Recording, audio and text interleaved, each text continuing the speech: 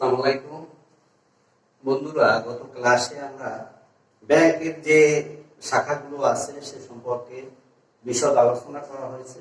তার মধ্যে একটা জিনিস আমরা লিখতে পারিনি বা আপনাদেরকে জানাতে পারিনি, সেটা হলো banks of Bangladesh in 19th century.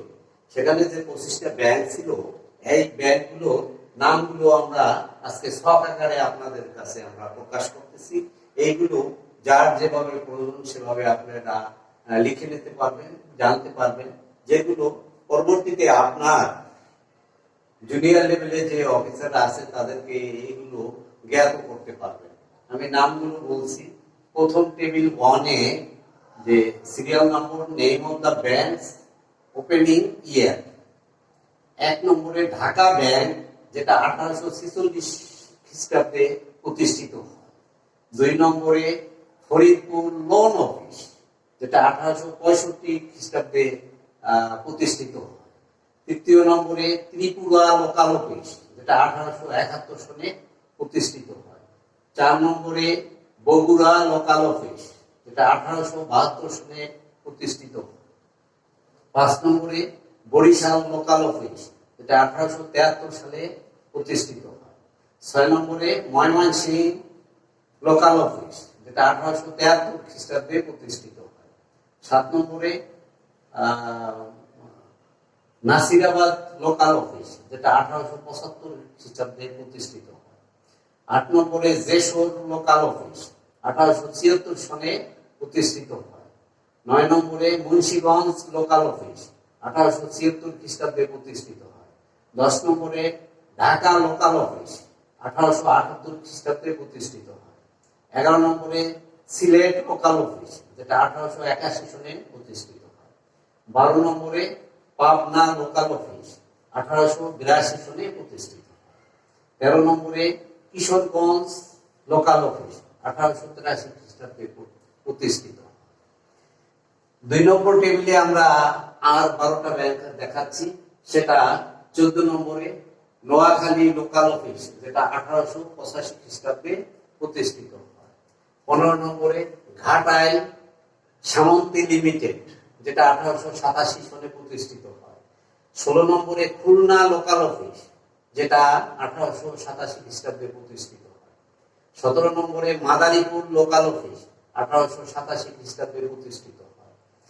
18 নম্বরে কুড়িগ্রাম ব্যাংক, 1887 খ্রিস্টাব্দে প্রতিষ্ঠিত হয়। 19 নম্বরে টাঙ্গাইল লোকাল অফিস, যেটা 1887 সনে প্রতিষ্ঠিত হয়। 20 নম্বরে দিকপতি মুলতা ময়মনসিংহ, এখানে লোকাল অফিস প্রতিষ্ঠিত হয় 1888 খ্রিস্টাব্দে। 21 নম্বরে নীলফামারী লোকাল অফিস, যেটা 1894 সনে প্রতিষ্ঠিত হয়। 22 নম্বরে রংপুর লোকাল অফিস, 1894 সনে প্রতিষ্ঠিত হয়। 23 নম্বরে কুড়িগ্রাম ব্যাংক, যেটা 1896 সনে প্রতিষ্ঠিত হয়। 24 নম্বরে কুমারখালী ব্যাংক, 1896 সনে প্রতিষ্ঠিত হয়। 25 নম্বরে পাবনা ধনভান্ডার লিমিটেড, যেটা 1897 খ্রিস্টাব্দে প্রতিষ্ঠিত হয়। বন্ধুগণ, 19th সেঞ্চুরিতে দেখা যায় যে বাংলাদেশে 25টি ব্যাংক বিভিন্ন নামে বিভিন্ন জেলায় এইগুলো প্রতিষ্ঠিত হয়েছিল এবং সেগুলো যথারীতি চলমান ছিল। পরবর্তীতে বাংলাদেশ, এটা ব্রিটিশ আমলে, বাংলাদেশ আমলেও, পাকিস্তান আমলে ব্যাংক প্রতিষ্ঠিত হয়েছে, পরে পাকিস্তান বাংলাদেশ আমলে প্রতিষ্ঠিত হয়েছে এবং স্বাধীনতার সময় আমরা 1025টি শাখা বিভিন্ন ব্যাংকের ছিল। সেগুলো পরবর্তীতে সরকার একটা অর্ডারের মাধ্যমে জাতীয়করণ করা হয়, অর্থাৎ 2টি ব্যাংকের হেড অফিস ছিল বাংলাদেশে এবং আর 10টির হেড অফিস ছিল পাকিস্তানে এবং সেই 10টির শাখা অফিস সেখানে ছিল। এই ব্যাংকগুলোকে পরবর্তীতে ন্যাশনালাইজ করা হয় এবং 6টি ব্যাংকে রূপান্তরিত করা হয়।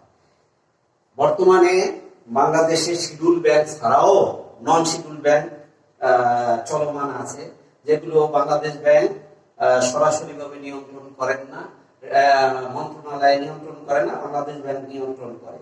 সেইটা শিডিউল ব্যাংকের সংখ্যা ইতিমধ্যে আপনাদেরকে কালকে ক্লাসে আমরা বলেছি, এবং সেগুলো 59টা ছিল। শিডিউল ব্যাংক ছিল 5টি, 4টি এবং 4টি শিডিউল ব্যাংক ছিল, আর শাখা সংখ্যা ছিল 10,805টি, এবং তার এমপ্লয়ের সংখ্যা ছিল 1,80,37 জন, যা এমপ্লয়ি পার ব্রাঞ্চ 16.66। পরবর্তীতে নন শিডিউল ব্যাংক আছে 5টি, তাতে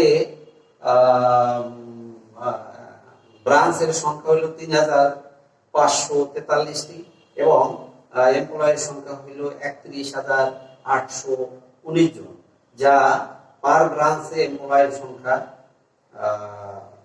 9 জন। শিডিউল ব্যাংক এবং নন শিডিউল ব্যাংক মিলে বর্তমানে বাংলাদেশে পরিচালিত হইতেছে 64টি ব্যাংক, এবং তার ব্রাঞ্চের সংখ্যা 14,348টি, এবং এমপ্লয়ের সংখ্যা 2,11,856 জন। নন শিডিউল ব্যাংক যে 5টি আছে তার ভিতরে গ্রামীণ ব্যাংক, আনসার বিডিবি ব্যাংক, কর্মসংস্থান ব্যাংক, পল্লী সঞ্চয় ব্যাংক আর বাংলাদেশ সমবায় ব্যাংক। এইগুলো শাখা সংখ্যা, গ্রামীণ ব্যাংকের শাখা আছে 2,568টি, এবং তার এমপ্লয়ি সংখ্যা হইল 20,138টি। আনসার বিডিবি ব্যাংকে ব্রাঞ্চ সংখ্যা হইল 240টি, এবং তার এমপ্লয়ি সংখ্যা হইল 1,360 জন। কর্মসংস্থান ব্যাংকের শাখা বাংলাদেশে পরিচালিত হইতেছে 248টি, এবং তার এমপ্লয়ি সংখ্যা হইল 1,446 জন। পল্লী সঞ্চয় ব্যাংকের শাখা 485টি, এবং সেখানে এমপ্লয়ের সংখ্যা 8,825 জন। বাংলাদেশ সমবায় ব্যাংক 2টি, যার এমপ্লয়ি সংখ্যা 50 জন।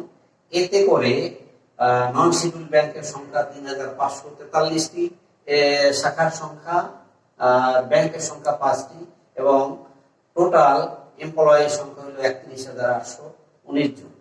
বন্ধুগণ, এই ব্যাংকের হিসাবটি আপনাদের কাছে থাকলো। পরবর্তী ক্লাসে আমরা ব্যাংকের কার্যক্রম ইত্যাদি আপনাদেরকে নিয়মিতভাবে আমরা জানাবো, এবং সেগুলো আপনারা অবহিত হতে পারবেন। বন্ধুগণ, আমরা যারা নতুনভাবে ব্যাংকে যোগদান করেছে, আপনারা নিশ্চয়ই অবগত হয়েছেন যে ট্রেনিং এর বিকল্প নাই। ট্রেনিং হলে আমাদের স্কিলনেস ডেভেলপ করে, এবং স্কিল ব্যাংকারের প্রয়োজনীয়তা রয়েছে দেশ বিদেশে। সুতরাং আমার মনে হয় যে বাংলাদেশে শুধু সীমিত না থেকে আপনারা যদি ওয়েল ট্রেইনড হন, তাহলে বিদেশি ব্যাংকেও আপনারা কাজকর্ম করতে পারবেন এবং বিদেশে পোস্টিং নিতে পারবেন। সেই দিক বিবেচনা করে আমরা আপাতত 5টি ট্রেনিং এর ব্যবস্থা আমরা পদক্ষেপ নিয়েছি, এবং সেগুলো পর্যায়ক্রমে করা হবে। সেগুলো ভিতরে প্রথমে রয়েছে বেসিক ট্রেনিং, যেটাকে আমরা ফাউন্ডেশন ট্রেনিং বা ফাউন্ডেশন কোর্স বলি। 2 নম্বরে ক্রেডিট ম্যানেজমেন্ট, যে ফাউন্ডেশন কোর্সের পরে ক্রেডিট ম্যানেজমেন্ট শিখলে সে নিশ্চয়ই ব্যাংকে সে সব জায়গায় সব স্তরে কাজ করতে সক্ষম হবে। এবং 3 নম্বরে আমরা অ্যাকাউন্টিং ফর ব্যাংকার্স, এই ট্রেনিংটা যে সমস্ত কোর্স মডিউল আছে পর্যায়ক্রমে আমরা বলবো। পরবর্তীতে 4 নম্বরে আমরা foreign trade and foreign exchange, যার ভিতরে এক্সপোর্ট, ইম্পোর্ট এবং ফরেন রেমিটেন্স, এই কয়েকটি বিষয় নিয়ে আলোচনা করা হয়। আর সর্বশেষে আমরা যারা আজকে অফিসার, পরবর্তীতে তাদের ভিতর থেকেই আমাদের ম্যানেজার করা হবে। অতএব ম্যানেজার্স ইন্ডাকশন কোর্স নামক একটি কোর্স চলমান আছে, এবং সেই কোর্সটা সম্পর্কে আমরা পর্যায়ক্রমে আলোচনা করব। এবং প্রথমে আমরা বেসিক ট্রেনিং বা ফাউন্ডেশন ট্রেনিং যেটাকে বলা হয়, সেইটা নিয়ে আমরা আলোচনা করব আজকে। তো বেসিক ট্রেনিং বা ফাউন্ডেশন কোর্সের যে কোর্স মডিউল আছে, সেটার ভিতরে আমরা 10টা জিনিসকে এখানে হাইলাইট করেছি, এবং সেই 10টা বিষয় আমরা পর্যায়ক্রমে আলোচনা করব। তার ভিতরে দেখেন, হিউম্যান রিসোর্সেস ম্যানেজমেন্ট, হিউম্যান যে আমাদের লায়াবিলিটি নয়, আমাদের তারা যে রিসোর্স, এই রিসোর্সে পরিণত করার জন্য তাদেরকে ওয়েল ট্রেন করতে হবে এবং তাদেরকে ব্যাংকিং সম্পর্কে ভালো ধারণা দিয়ে তাদেরকে আমরা তৈরি করব। সেহেতু বেসিক ট্রেনিং এ আমরা হিউম্যান রিসোর্স ম্যানেজমেন্ট সম্পর্কে আলোচনা করব। ব্রাঞ্চ ব্যাংকিং অপারেশন, যে ব্রাঞ্চে যারা অপারেশনে কাজ করবে তাদেরকে যথেষ্ট দক্ষ হতে হয় এবং সে কি কি বিষয় নিয়ে তারা পারদর্শী হবেন সেই বিষয়ে আমরা আলোচনা করব। বুক কিপিং অ্যান্ড অ্যাকাউন্টিং, অর্থাৎ ব্যাংকে আমাদের অ্যাকাউন্টিং সম্পর্কে যদি স্বচ্ছ ধারণা না থাকে তাহলে নিজেদের ব্যাংকের অ্যাকাউন্টিংও করতে পারবো না, অথবা আমাদের যারা ক্লায়েন্ট আসবেন যাদেরকে আমরা এন্টারপ্রেনার বলি তাদেরকে অ্যাকাউন্টিং সম্পর্কে তারা সুন্দরভাবে করতে পারেন কিনা সেটা আমরা যাচাই বাছাই করতে পারবো না। সুতরাং বুক কিপিং অ্যান্ড অ্যাকাউন্টিং এর সম্পর্কে আমাদের খুব স্বচ্ছ ধারণা থাকতে হবে। 4 নম্বরে আমরা credit operation and credit management যেটাকে বলি সেটা সম্পর্কে আলোচনা করব। 5 নম্বরে foreign trade and foreign exchange, যার ভিতরে এক্সপোর্ট ইম্পোর্ট এবং ফরেন রেমিটেন্স সম্পর্কে আলোচনা করা হবে।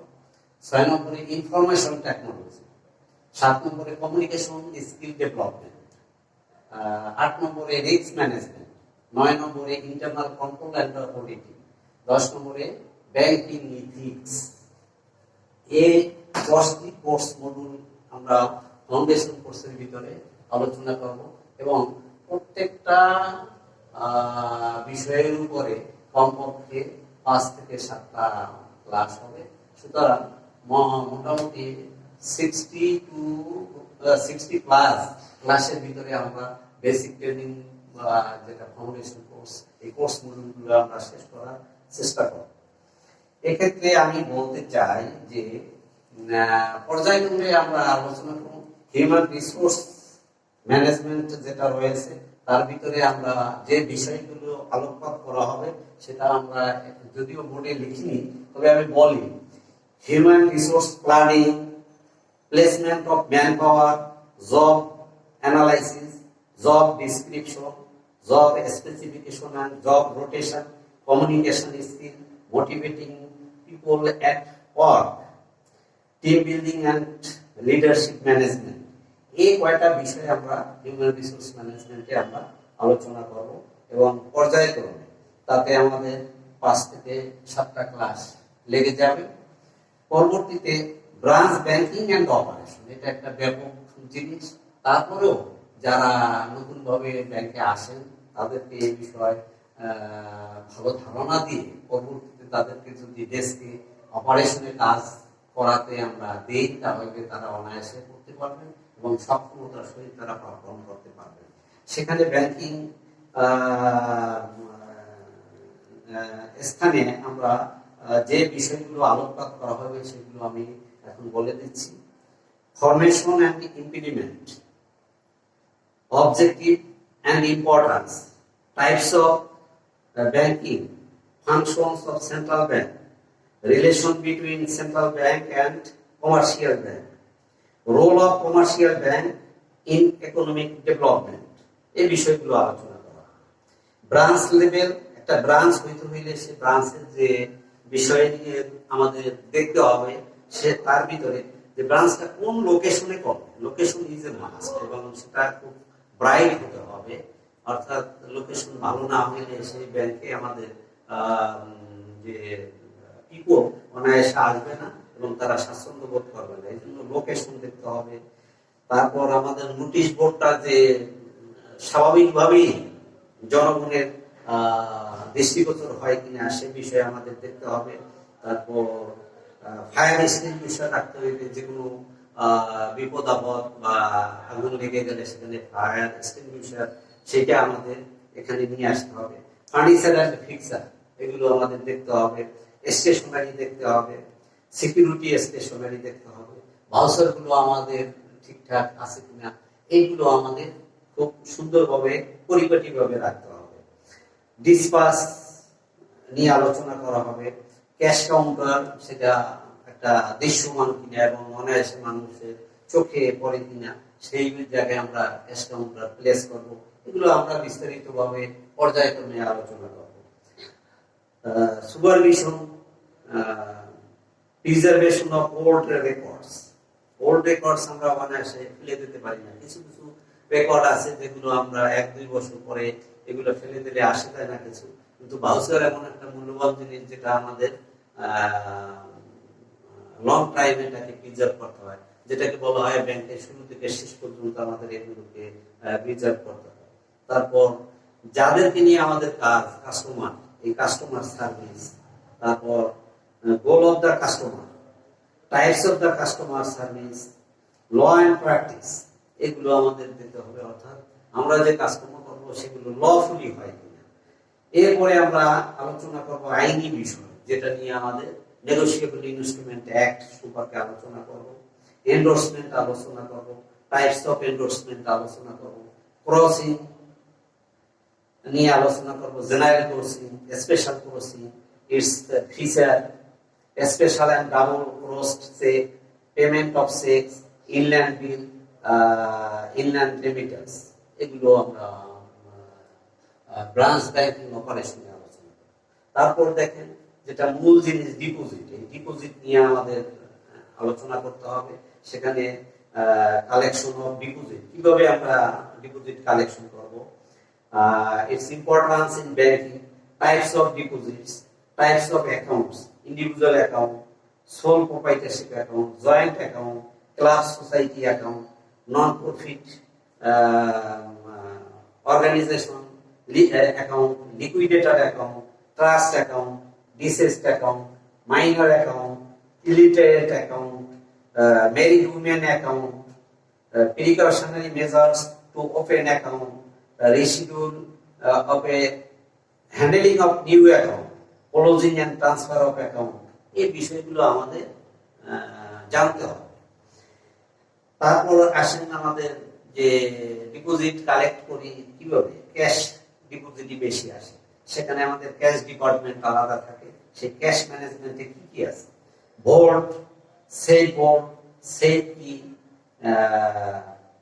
Maintenance of security, cash counter, seal, cash receipt, payment, cash movement register, cash control ইত্যাদি। Cash remittance, procedure and techniques of cash remittance and the requisition, TT discounting with Bangladesh Bank or Sonali Bank, যেখানে যেটা প্রযোজ্য ক্ষেত্রে আমরা কিভাবে করতে পারি, transfer delivery, batch, Bangladesh automated clearing house, যেটা banking laws, banking company act, contract act, law of limitation act, অর্থ ঋণ আদালত act, money laundering act, stamp act, এই বিষয়গুলো আমাদের আলোচনায় আসবে। এখানে অ্যাক্ট আরো বেশ কিছু অ্যাক্ট আছে, সেগুলো আমরা আলোচনায় নিয়ে আসবো।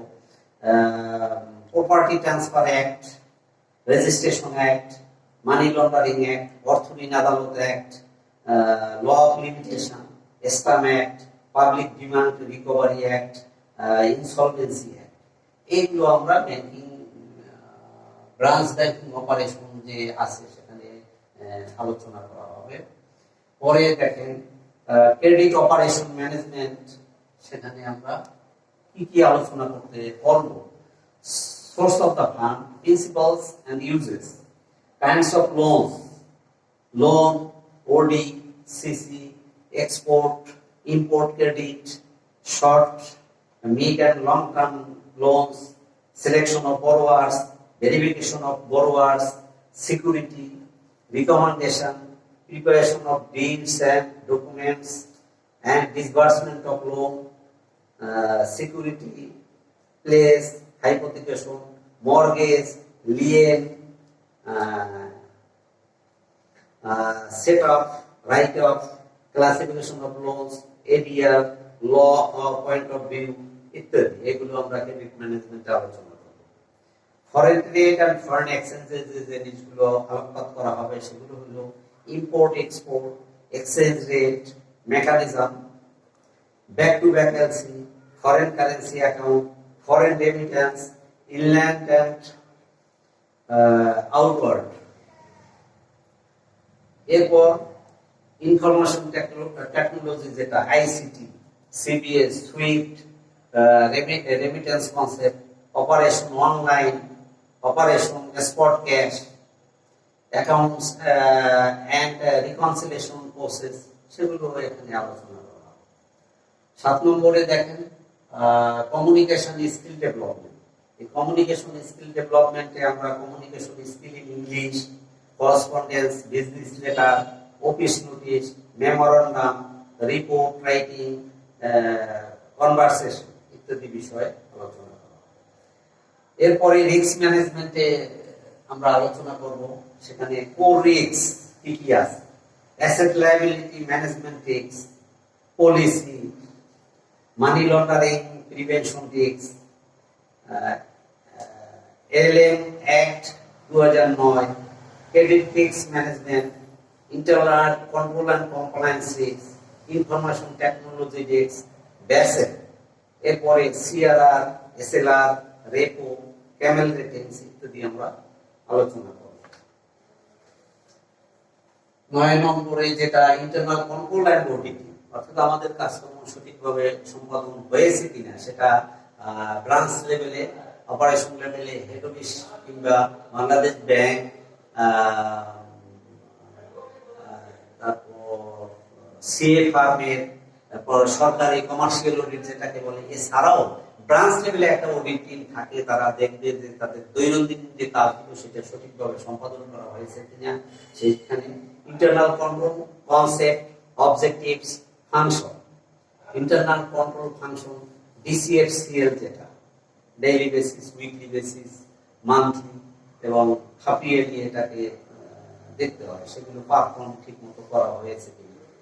Audit and inspection, purpose, importance, principles, risk based audit বর্তমানে যেটা চলছে, techniques and detecting irregularities, fraud and forgeries in general banking, fraud and forgeries in credit operation, fraud and forgeries in foreign exchange, এই বিষয়গুলো আলোকপাত করা হবে। Compliance of different audit and inspection, এগুলো আমাদের ইন্টারনাল কন্ট্রোল অ্যান্ড অডিটিং এর আলোচনা করা হবে। ব্যাংকিং ইথিক্স, অর্থাৎ আমরা ব্যাংকিং যতভাবেই করি না কেন আমাদের সেটা ইথিক্সের বাইরে যাওয়া যাবে না, এবং যত ব্যাংকিং করবো সেটা লফুলি হয় এই প্রতি আমাদের দেখতে হবে। সেই জন্য ব্যাংকিং ইথিক্স সম্পর্কে আমরা খুব সজাগ থাকবো। সেখানে আমাদের ট্রাস্টফুল হতে হবে, তারপর আমাদের ওপেন মাইন্ড থাকতে হবে, তারপর আমাদের অব্লিগেশনস কি কি আছে সেগুলো আমাদের সুন্দরভাবে মিট করতে হবে, তারপর আমাদেরকে ট্রান্সপারেন্টলি কাজ করতে হবে, এবং সব কমিউনিটির সাথে আমরা যাতে ইনভলভ হতে পারি সেদিকে সবার দৃষ্টি রাখতে হবে, এবং আমাদের কতটুকু করণীয় সেটা লফুলি কিনা আমরা সেই বিষয় নিয়ে এখানে ব্যাংকিং ভিতরে আলাপ করব। এবং আমাদেরকে রেসপেক্টফুল হতে হবে, অর্থাৎ আমরা সম্মানিত ব্যক্তি এবং আমরা সম্মানিত চাকরি করি, এবং যে কমিউনিটির কাছেই আমরা যাই না কেন আমাদের যাতে গ্রহণযোগ্য হয় সেই বিষয়টা এখানে আমরা আলোকপাত করব। তারপর এনভায়রনমেন্ট কনসাসনেস, অর্থাৎ যে পরিবেশে যেখানে আছে, আমাদের অনেকেই হয়তো দেখা যাচ্ছে ঢাকাতে লেখাপড়া করেছে, ইউনিভার্সিটি থেকে বের হয়েছেন, আর গ্রামে পুষ্টি হয়েছে, তখন সেখানে তাকে খাপ খাইয়ে নিতে হবে এবং সেই পরিবেশে তাকে সুন্দরভাবে নিজেকে খাপ খাওয়াতে হবে, এবং সেটা সবার সাথে সুন্দরভাবে আজীবন সেখানে থাকবে না, পর্যায়ক্রমে সে গ্রাম থেকে উপজেলা, উপজেলা থেকে জেলা, জেলা থেকে বিভাগ, বিভাগ থেকে সে সেন্ট্রাল পোস্টিং। অতএব এই যে এনভায়রনমেন্ট, এই এনভায়রনমেন্ট সম্পর্কে তার কনসাস থাকতে হবে। এই বিষয়গুলো আমরা পর্যায়ক্রমে প্রত্যেকটা বিষয়ে কোর্স মডুল যে 10টা আছে সেটা আমরা পরবর্তী ক্লাসে সুন্দরভাবে আলোকপাত করব, এবং সেইগুলো আপনারা নিয়মিতভাবে ভিজিট করবেন, এবং আমাদের যে অনলাইনে আপনারা ভিজিট করবেন সেগুলো পাবেন, এবং সেখান থেকে আপনারা লাভবান হবেন বলে আমরা আশা করি। এবং কালকে থেকে আমরা হিউম্যান রিসোর্স ম্যানেজমেন্টের উপর পর্যায়ক্রমে মিনিমাম 5 থেকে 7টা আমরা ক্লাস করব। ধন্যবাদ সকলকে, ভালো থাকেন, সুন্দর থাকেন। এখানে আরেকটু উল্লেখ্য, এই কোর্সগুলো আপনারা যদি সুন্দরভাবে গ্রহণ করেন তাহলে কি হবে, আমাদের চাকরি জীবনে পদোন্নতি একটা অত্যন্ত লোভনীয় বিষয়। যে ব্যাংকে আজকে অনেকেই আসতে চান ব্যাংকিং ইন্ডাস্ট্রিতে, কেননা দেখা যায় 10 থেকে 12 বছর চাকরির ভিতরেই সে অথবা গাড়ি পেয়ে যান এবং তার ফ্যামিলি স্ট্যাটাসকে ইমপ্রুভ করার জন্য গাড়ি পান, এবং 5 বছর চাকরি হওয়ার সাথে সাথে একটা শহরে বাড়ি করার মতো সে লোন পান। অতএব এইটা একটা লোভনীয় দিক। সুতরাং এই প্রমোশনের ক্ষেত্রে আপনার এখন থেকেই যদি আপনারা সজাগ দৃষ্টি রাখেন এবং এই ট্রেনিংগুলো এখানে সুন্দর সুন্দর পয়েন্ট উল্লেখ করা হয়, এগুলো যদি আপনারা ভালোভাবে আয়ত্ত করতে পারেন, দেখা যাচ্ছে নেক্সট হায়ার প্রমোশনে আপনাদের অনেক সহায়ক হবে। এবং আমি আশা করি যে পরবর্তীতে আমরা যারা চলে গেলাম, পরবর্তীতে আপনারা যারা থাকেন তারা নিজেদেরকে আমাদের চেয়ে দক্ষ করে তুলতে পারবেন, এবং সেই প্রয়াসে আমরা আজকে এই পদক্ষেপ গ্রহণ করেছি। আমার মনে হয় যে আপনারা অধিকতর ভালো করতে পারবেন এবং আপনাদের ভবিষ্যৎ ব্যাংকিং যে প্রফেশন সেটা অতি সুন্দর হবে, গ্রহণযোগ্য হবে, এবং আপনি সমাজে কিংবা জাতির প্রতি আপনি অনেক কিছু দিতে পারবেন আমরা আশাবাদী। ধন্যবাদ।